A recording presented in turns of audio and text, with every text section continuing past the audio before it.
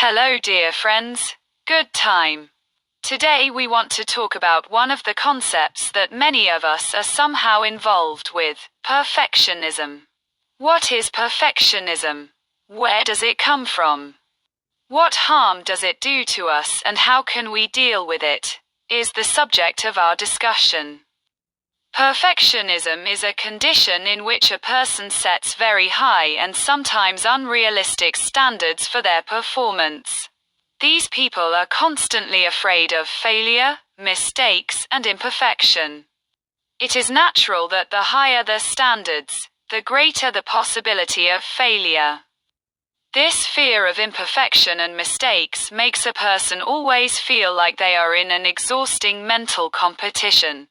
A competition that ultimately never ends in a feeling of satisfaction and adequacy. The root of perfectionism often lies in a feeling of worthlessness and the need to compare with others.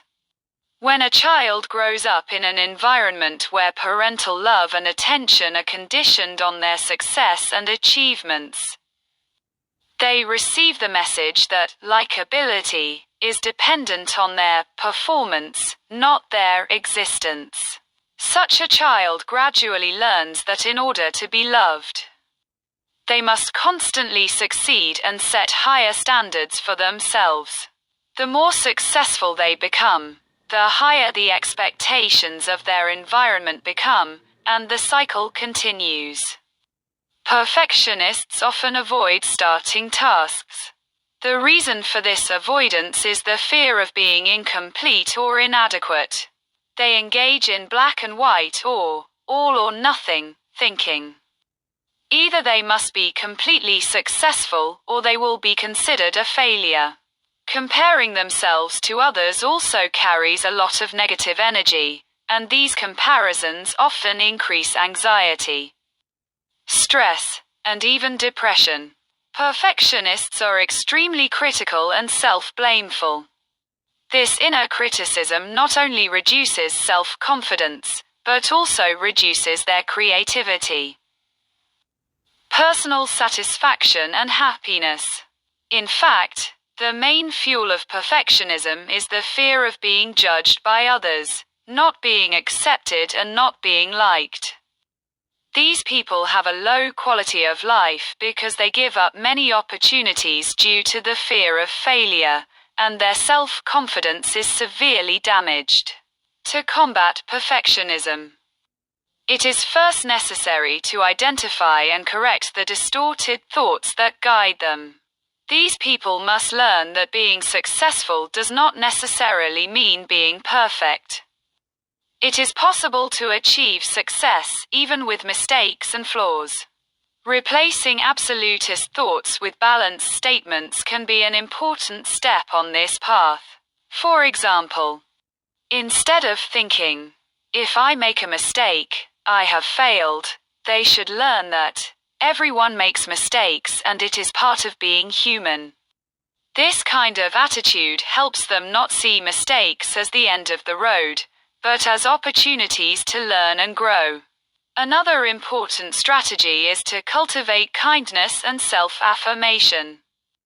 Because perfectionism is often rooted in past experiences of unkindness and disapproval, a person must learn to love and approve of themselves.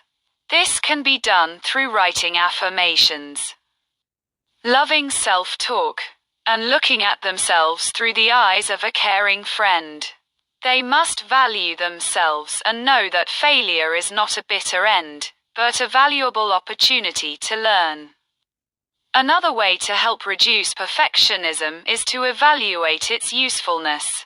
A person can ask themselves, "Has this perfectionism improved the quality of my life or, conversely, harmed me? Have these high standards really made me stronger, or have they caused anxiety, exhaustion, and dissatisfaction?" Answering these questions can help him realize that imperfection can be beautiful, and that not being perfect is a part of life. There are also exercises that can help reduce perfectionism in a practical way. One of these exercises is deliberately doing things imperfectly. For example, a person can sometimes intentionally arrive 5 minutes late to a meeting, not always keep the house perfectly tidy, send an email without checking it several times, or make small mistakes in public.